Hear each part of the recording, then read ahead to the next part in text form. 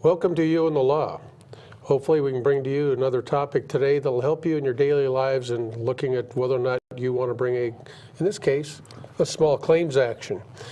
Bob, what is a small claims action? Well, that's a really good question, Steve, because we have lawyers that bring actions all the time, but what do people do when they have a dispute and they really can't afford to go to a lawyer and it's a small amount? It's really, it's not a small case because cases are important to the people, but it usually is involving a smaller amount of money. It's where disputes are involved quickly and inexpensively. It's simplified. It's more of an informal procedure. There's no attorney involved, but you can have an attorney help you prepare to go to it, or I know you'll talk about it later, the small claims court advisor. But it's more of an informal, even the evidence code is a little different. They take in what we call generally hearsay or out-of-court testimony. In businesses, you can have businesses involved in it, but it has to be a representative of a business because a corporation is a person. All right. Now, you said something very important is when you say that no attorneys are involved, we're talking about in the courtroom. And certainly you can ask for the assistance of an attorney, but it comes out of your own pocket. This is not something you're going to be able to recover, or you can ask, but the answer is going to be no in most instances. But no attorney is involved in the courtroom. You are acting as your own lawyer, correct? That's correct. Lots of luck on recovering those attorney's fees. It's not going to happen. But you can have an attorney help you. There's no attorney in the courtroom. It's meant for the people. And that's important to understand is when you talk about it's meant for the people. You don't have to be a citizen of the United States in order to file a small claims action or to defend one. That's not a requirement. Well, small claims are different. They are limited. How much can a person sue for in small claims, or are they small claims only limited to money actions? That's a real interesting question because I didn't know that a while back, but they're limited. The legal amount has changed, and it changes every once in a while, so you have to change it. But for the individual person, it's $7,500. If you get above that, you're going to get into what we call limited cases, and then you get into all the lawyer rules. But if you stick to below, so say you have a claim for $8,000 or even $9,000, it's going to be a lot more economical to go by way of small claims court. Now, the other interesting thing is small claims court do have powers of equity.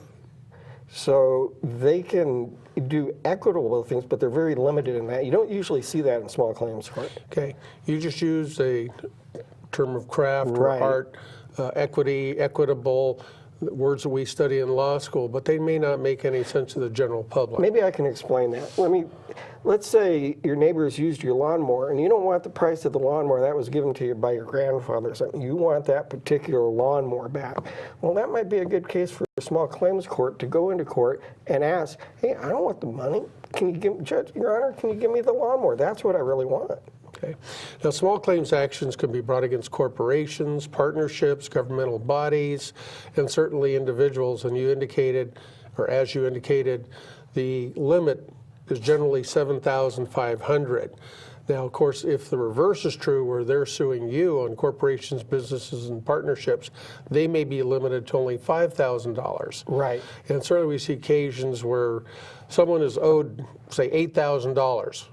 but although they're not qualified, if they go after 8,000 to go to small claims, they'll just write off the $500 and just go after the 7,500 rather than pay the expense of going to a higher court, correct? Correct. What good is trying to recover $7,500 if you're going to have $10,000 of attorney's fees trying to do it? Exactly. Now, what kind of actions, you mentioned like a lawnmower, what kind of other actions can be brought in small claims court? Well, I was thinking about that, and I think fender benders would be a good example because civil cases are getting so expensive to bring these days. If you have a fender bender, particularly if it's limited to property damage where there's no physical injury. Contracts, Uncle Joe borrowed $500 from me.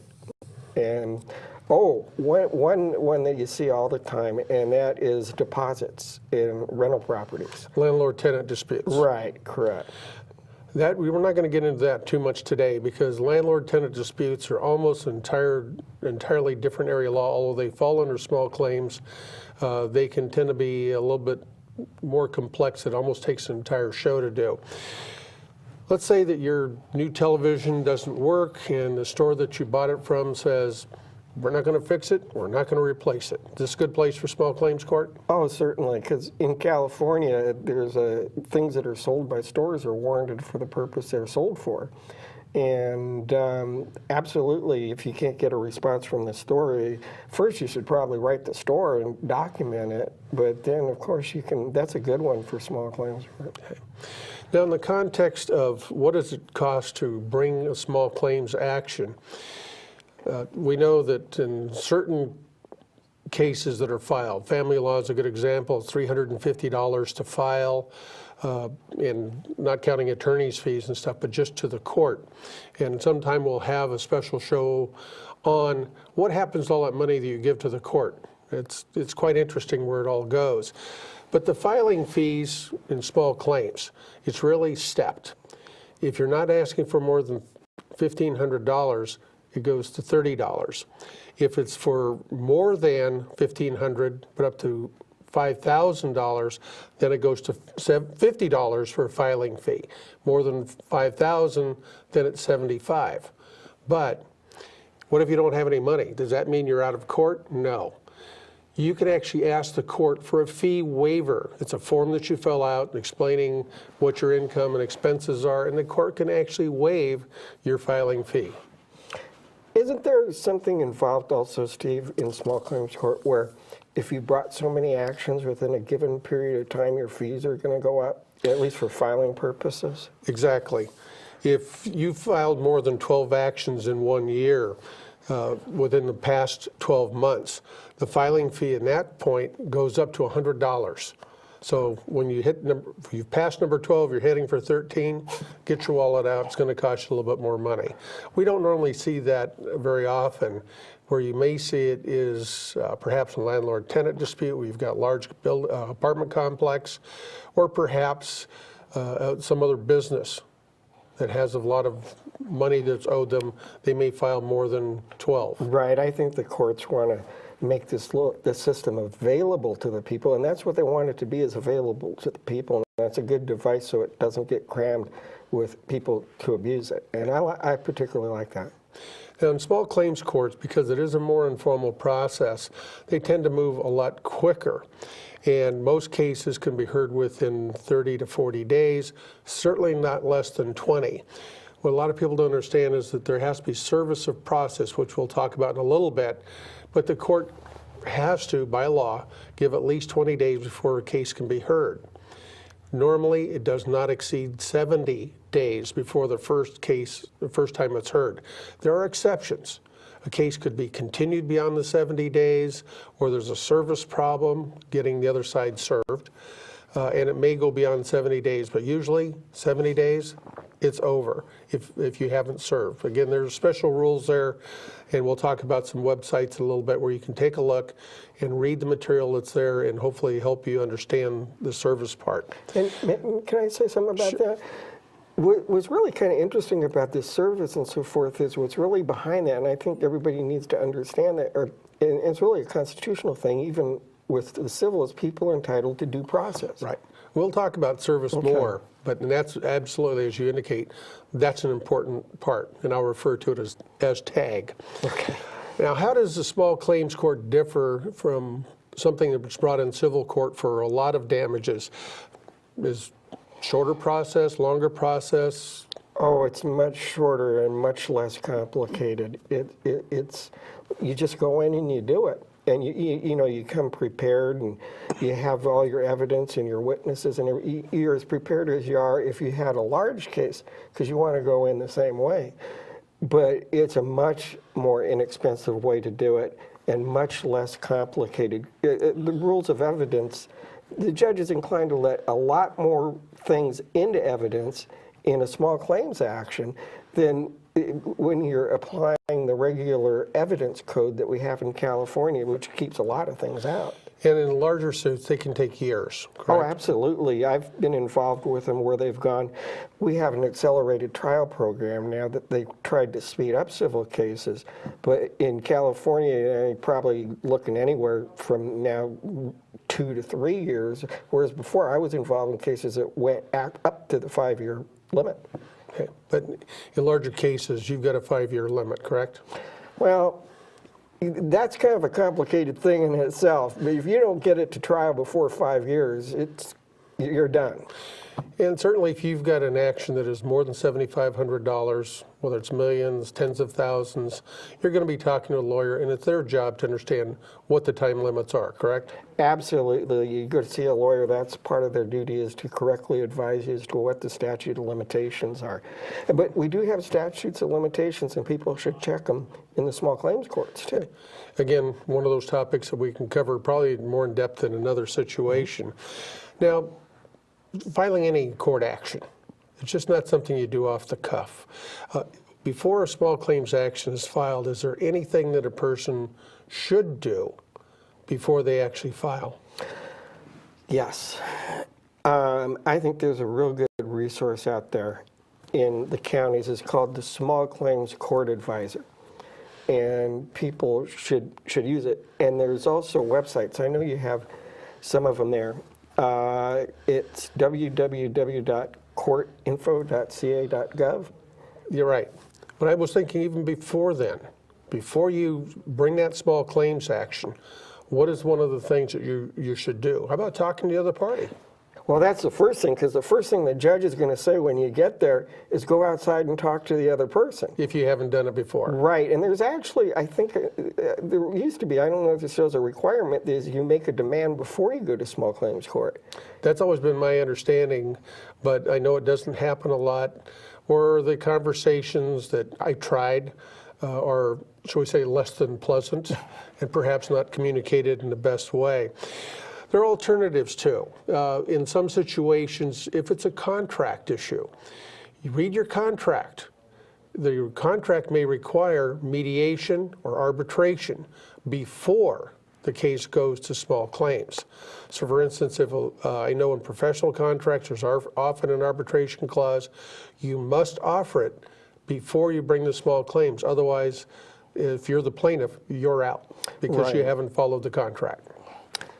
In fact, the court, and you're seeing more and more of that. We're seeing that when you go off and you sign the papers, it's in the small print that you can't read, and it says there's an arbitration agreement or mediation before, and you're seeing that even with banks and things like that, and it basically takes the jurisdiction away from the court until it's done. Right.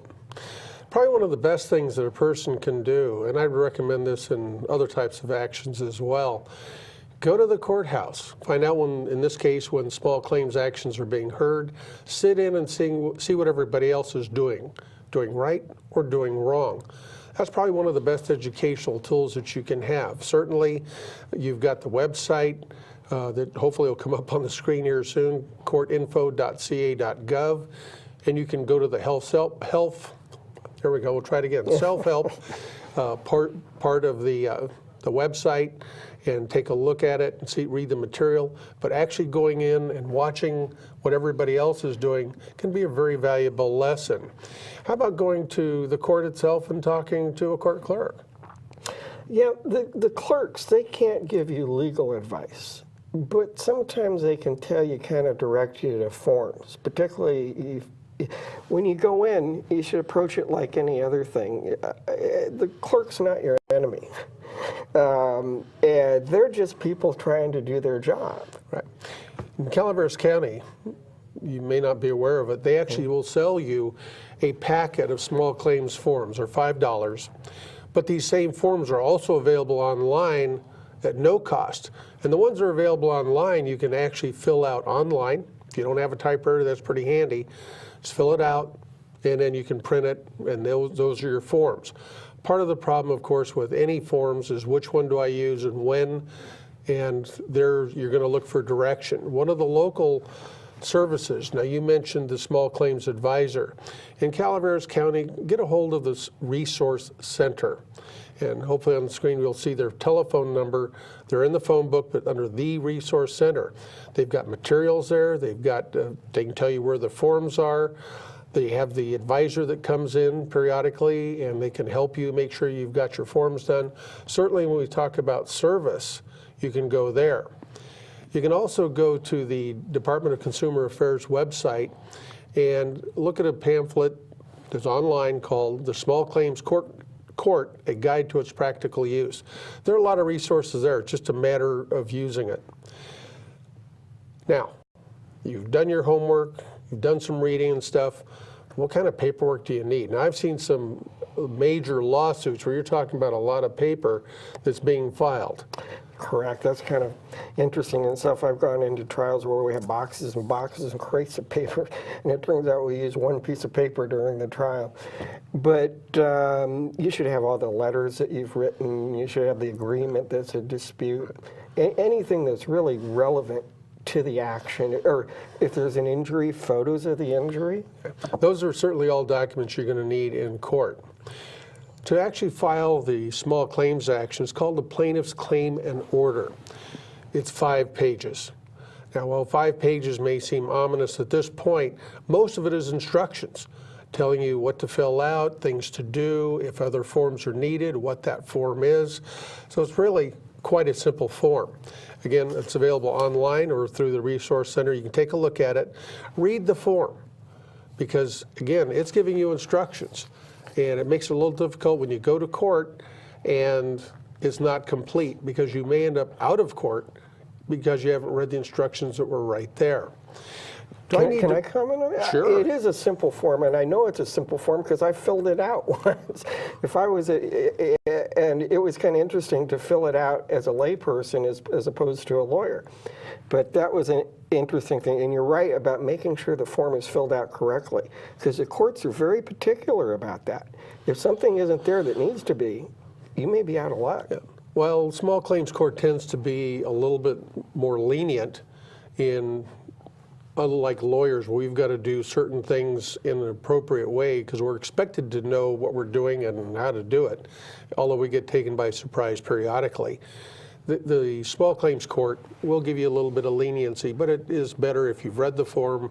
It's better than finding out your case just got continued because you didn't do something right. Now, when you look at the small claims form, it's actually item number 5. If you had the form in front of you, you'd see what I'd mean. You've got 2.5 lines to write what the action is about. You can actually pick up an attachment form. It's called a declaration. MC21. All of the forms have got numbers. This case is 31. And you can write a little bit more detail about what happened, dates and times, how much money was paid or not paid, when it was due. The court wants to kind of know ahead of time what's going on. If you've got a contract, certainly attach a copy of the contract. But what the court doesn't want is to get that big, thick volume of documents at the time of filing. That's the type of stuff you really need to bring to court. Bob, do I need a lawyer? Would a layperson need a lawyer to actually fill out that form? For small claims court? No, not at all. It's very what I'd call user-friendly. I mean, if the term user-friendly applied to something, you just call it and you fill out the instructions, and if you have any questions, you got one or two. You could ask for the help with the small claims advisor here in Calaveras County, or if you want to spend a little money, you could go talk to an attorney about it. And you may find a lot of lawyers don't want to talk to you necessarily because it's not really cost effective for them to charge you considerably more than the filing fees. Now, in the case of small claims, again, I talked about documents, Bob talked about documents. It's important that you get your documents together ahead of time because when you get to court, any original documents, that's what the court's going to want to see. You should also make a photocopy for whoever the defendant is, or even if you're a defendant and you have a document that you believe is important to the court, make a copy for the other side. And of course, you want a copy for yourself. So do your homework ahead of time and make sure when you fill out that form, you get the name right. Because if you use an improper name, you could find yourself out of court or having to go back and restart the process. It'll cause you a time delay. In particular, if it's a business entity, if it's a partnership or a corporation, try to get that. And you can usually get the partnerships from the county recorder's office, but the Secretary of State has a listing of all the corporations, and they have a register there, and you can find that out there. Exactly. The Secretary of State does have a website where you can check the name of a business. Not only check the proper name, but you might find an agent for service. That is a person who gets served the copy of the lawsuit. That's important to know. Because if you serve John Doe employee who's working at a check register for, let's say, a major corporation, major business, none of whom I'll name, of course, that's not going to work. They have actual people who are designated to accept service on behalf of the corporation. Another one is the Contractor's License Board. If your action's against somebody you believe is a contractor, go to the Contractor's License Board. Find out first if they are a contractor, because your case, you may win your case by finding out they're not licensed. And again, if they are, you want to include the license number, the correct name of the business. And the other thing that's important, you need to discuss venue. Now, what is venue, Bob? Well, venue is a place where it could be brought. In small claims court, it's, in other words, if the event happened in Calaveras County, it differs when you get to the different amounts of it. In a larger case, in a unlimited case, we can go over and file in another county, but you wouldn't do that here. Okay. Venue is typically where the damage was done, correct? Correct. If you had where the residents are. So if you had a car accident, that's real simple. If you had it in downtown San Andres, it's Calaveras County, Angels Camp, Murphy's, anywhere. Correct. What is a little bit more complicated is where you hire an attorney out of the Bay Area to come to Calaveras County and do some work. Where's venue in that case? Sometimes it's where it occurred or where the original contract is, it was made, but that's something that should actually be discussed with the attorney in a situation like that, or with a small claims advisor, because each case might be particular to its particular facts. Generally, though, wherever the damage occurred is where the venue is. Right, and sometimes where the defendant resides. Correct. Now, unfortunately, the internet has caused a problem in this area because a lot of people are buying and selling over the internet, and sometimes the issue of venue can get a little complicated, especially if you're ordering off of the website and you find out they're on the East Coast, they send you the wrong thing, they refuse to do a refund. Where do you bring the action? That's something you probably ought to discuss with an attorney, because you may not be able to bring that in California. A lot of those websites, you need to read what's called the terms and conditions, because when you click on that you accept the terms and conditions, you're accepting jurisdiction back in Washington, D.C. or New Jersey or something. That's correct. In venue, that goes to service as well. In other words, let me back up. Once you've determined that venue's in Calaveras County, you've got to serve the other party. You've got to, somebody other than the plaintiff has got to file, or excuse me, serve the documents on the defendant. They've got to be over 18, not a party, and even though the law says they have to be a citizen, that's rarely enforced. There's a special form that they use called SC-104, where it's got to be filled out, filed with the court. But you know that you can, small claims, you can actually serve by certified mail. Yes, Yeah, I personally like to serve by, have somebody serve. I know they're served, but yes, you can do that. You serve certified mail, return receipt requested, and then if they don't sign for it, then you're going to end up serving them anyway. It can cause problems. Certainly, you can go to the court clerk and ask the court to serve by mail. Now, the court really has no responsibility other than they put it in the mailbox. That's the end of it. And then you got to worry about whether or not they actually sign for it. If they don't sign for it, your case may be over, or you're going to have to ask for a continuance because you haven't got service. Right. You probably have to just get a continuance, or it may be required to refile. Okay. You got service accomplished. You're in court. Hopefully, you've got all your documents ready. Judge is going to give you a couple hours to present your case. You're lucky if you get 5 minutes. You got to get right to the point. Say on the relevant issues. Exactly. If you're going to have declarations signed by other persons, have them put it in writing. Many of the courts are lenient, will allow you the opportunity to present a statement by another party who is not present in court. In regular court cases, that's not probable. One of the things I just want to say briefly is in small claims court, the judges try to do really what they think is right, what they think is fair, and they try to sort through it quickly. In small claims, you've presented your case and you win. Understand the other side, if they're the defendant, can't appeal. But if you lose as a plaintiff, you're through. That's the end of it. However, if the other side sued you after you've sued them, the same action as a cross complaint, then you may have a right to appeal as well. But generally in the small claims, if you lose as a plaintiff, you're through. How about collecting on a judgment? Is that an easy process? Well, one thing, you better file that notice of appeal on time, so know what the time limit's on. Collecting, that's a whole nother issue in enforcing a judgment. And if you have an $8,000 judgment, you may want to seek the advice of an attorney on that one, since you've gone through the process of getting it. Spend a few hundred to try to collect it. Well, in some cases, they actually charge half of whatever your judgment was in order to collect it for you.